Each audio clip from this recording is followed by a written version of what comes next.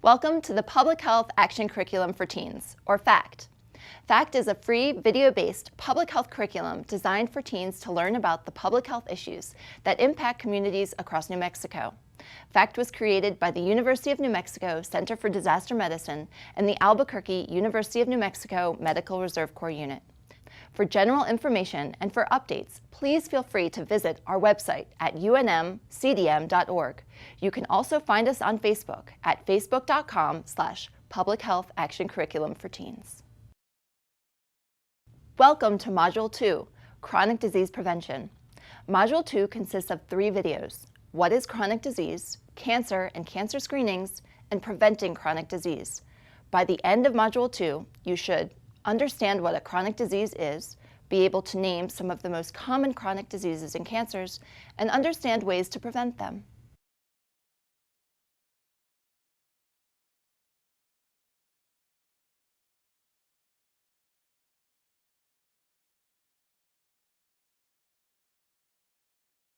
Chronic diseases are the leading cause of death and disability in the United States. They are also among the most common, costly, and preventable of all health problems.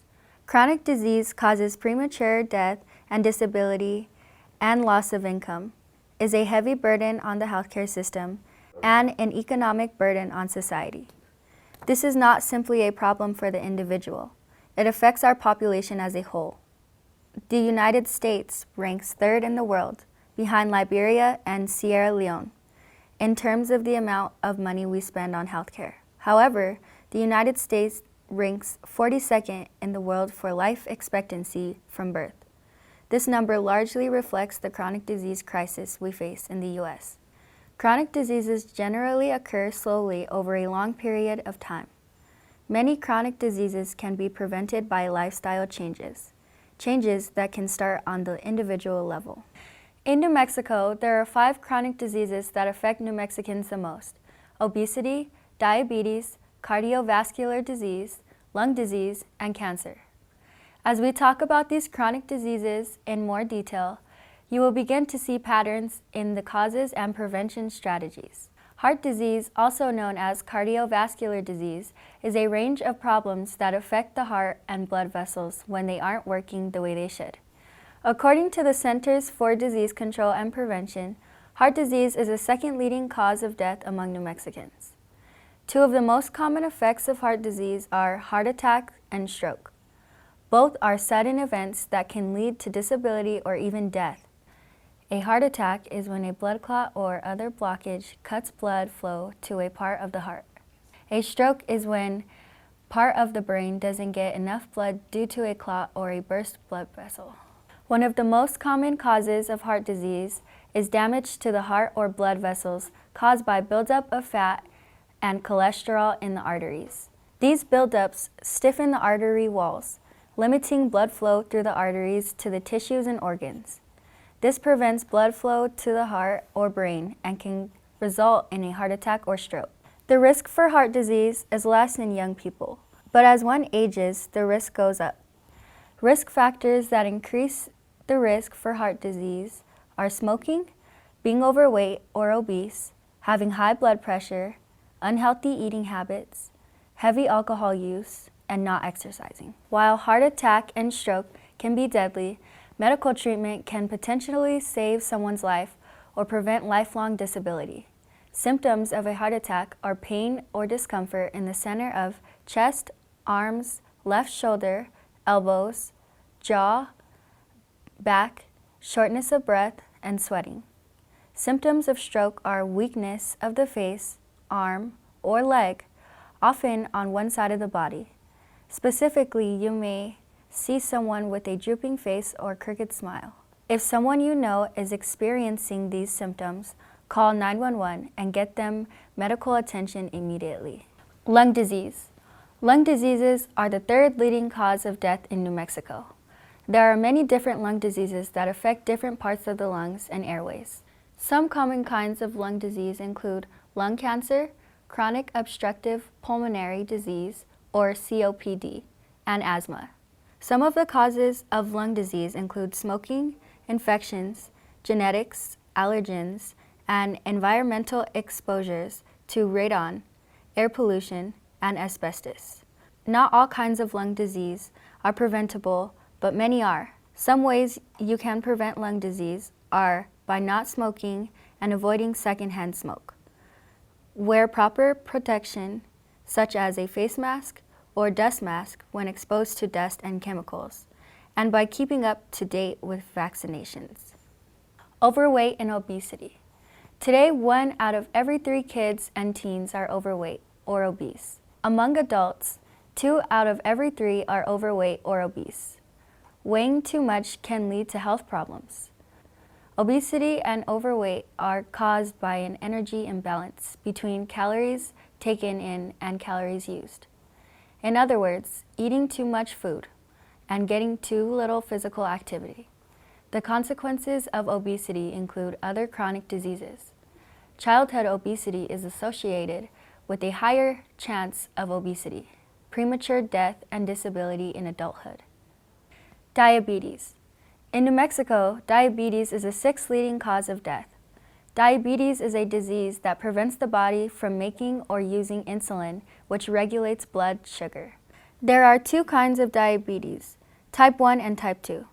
Type 1 diabetes is a chronic disease that a person is born with, meaning it is treatable but not preventable. Type 2 diabetes, on the other hand, is preventable.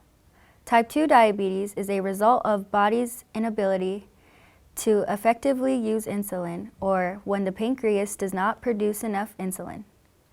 Raised blood sugar, termed hyperglycemia, is a common effect of uncontrolled diabetes, and over time leads to damage of many of the body's systems. Sometimes it can lead to amputations, blindness, kidney failure, heart attack, and stroke. Those who are at highest risk for diabetes are adults and adolescents that are overweight and obese. Keeping one's blood sugar level within normal range, maintaining a healthy diet and physical activity, and medication can prevent or delay the onset of diabetes.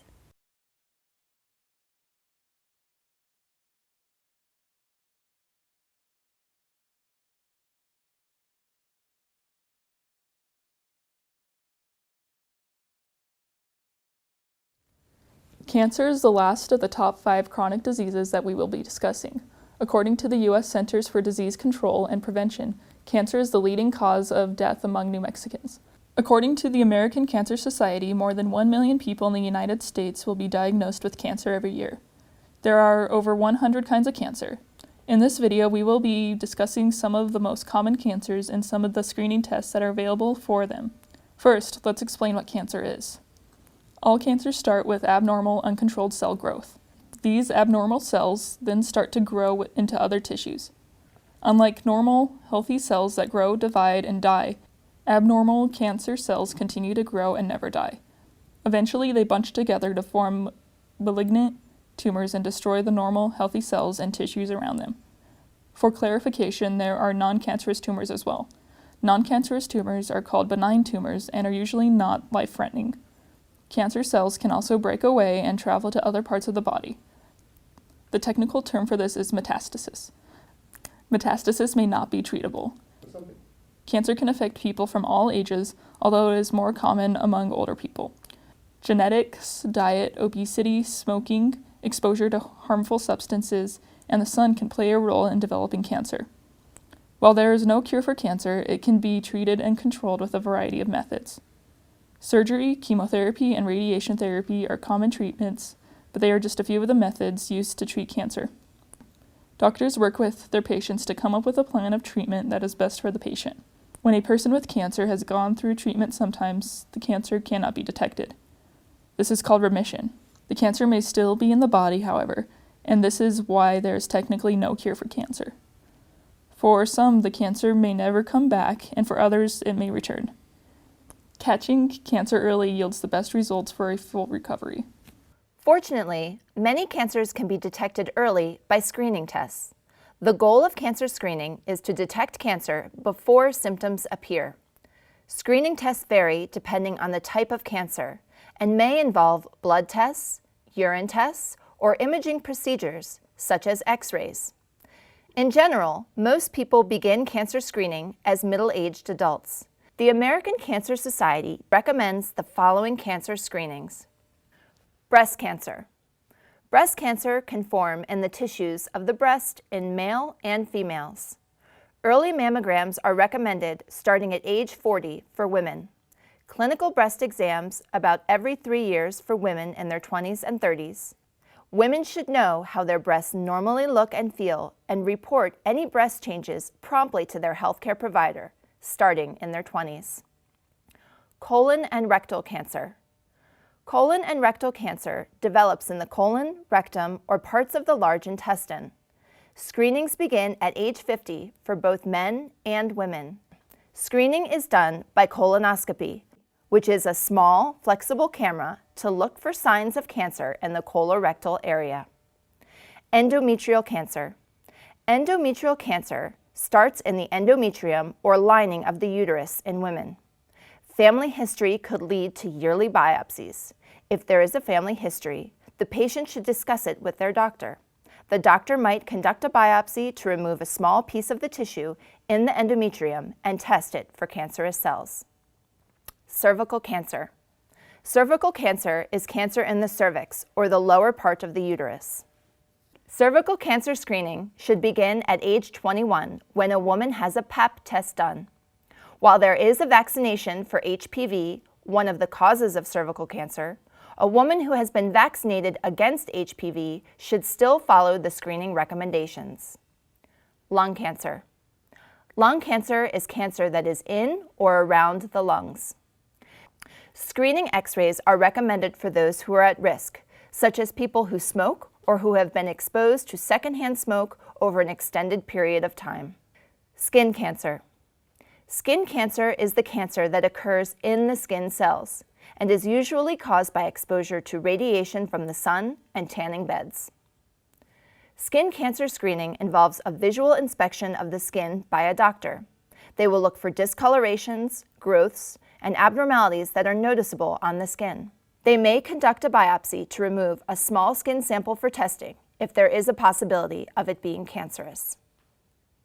Genetic testing. Modern technology has paved the way for new methods of screening for cancer.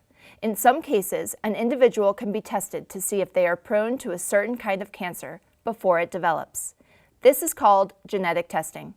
Genetic testing is when an individual has their blood drawn and genetic makeup tested to see if they carry certain biological traits that can lead to cancer. Not everyone needs to have genetic testing done. An individual that has a specific cancer that runs in the family may choose to do genetic testing. Genetic testing is not available to everyone and can be costly. It is not 100% reliable. Just because someone has a certain biological trait does not mean they are definitely going to get cancer. Taking certain preventative measures can be just as effective in preventing cancer and other chronic diseases. We will talk more about these preventative measures in greater detail in the next video. The American Cancer Society does have general recommendations for preventing cancer. These include: everyone over 20 visit a physician periodically for an exam for other cancers. Wear sunscreen. Know your family history and risks. Maintain a healthy weight and diet. Avoid tobacco and excess alcohol. Be physically active.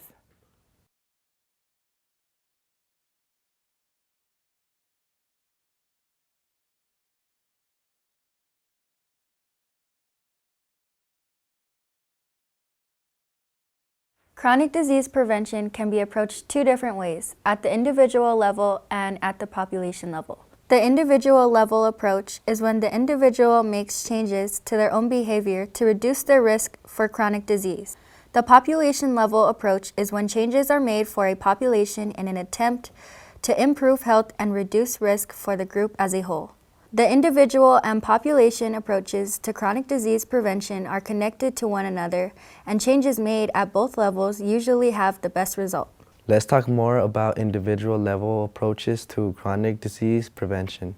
An individual level approach is a positive behavioral change that an individual can make that helps prevent chronic disease. We will discuss three of the most effective behavioral change that an individual can make to prevent chronic disease.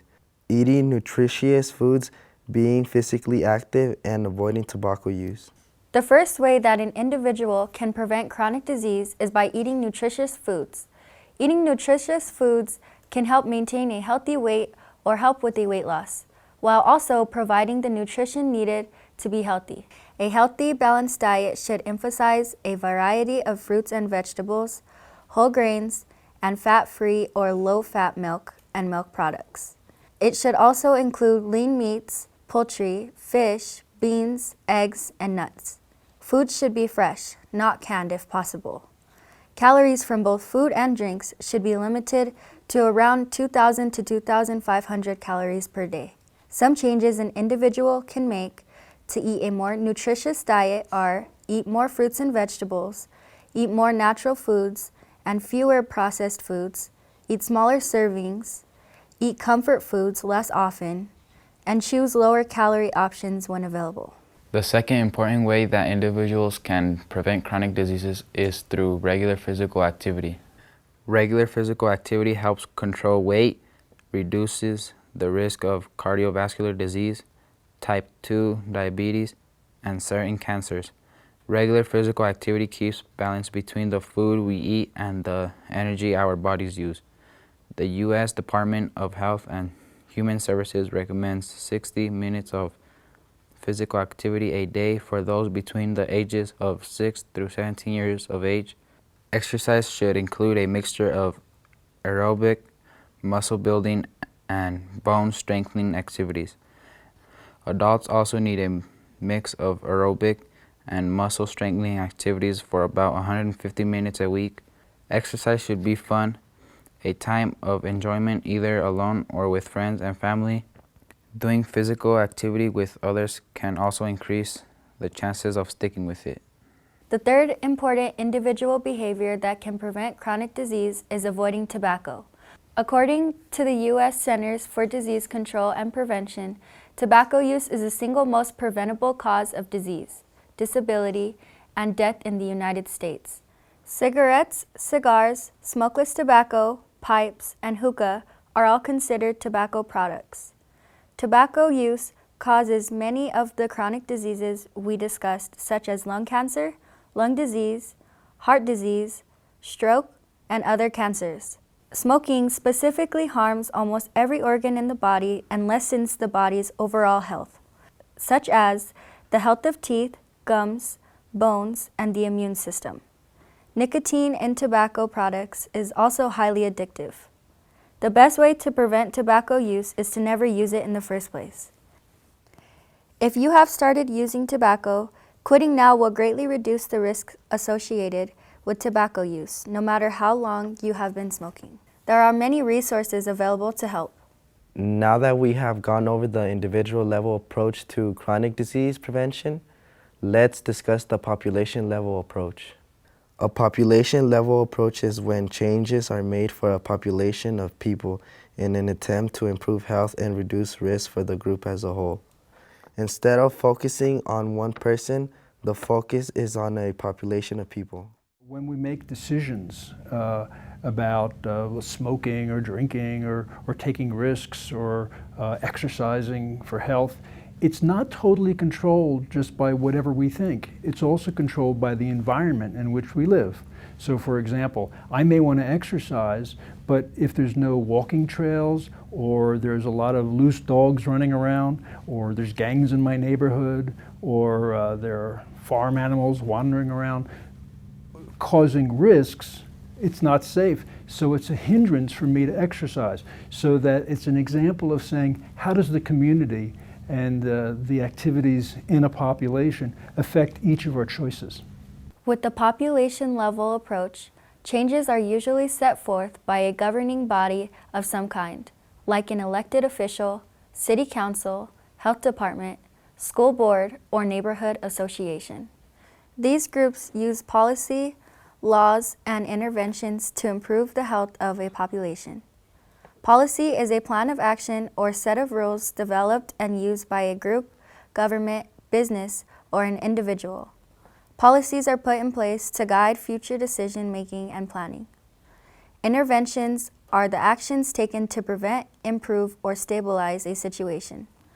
Laws are written and passed to make enforceable rules to change behavior.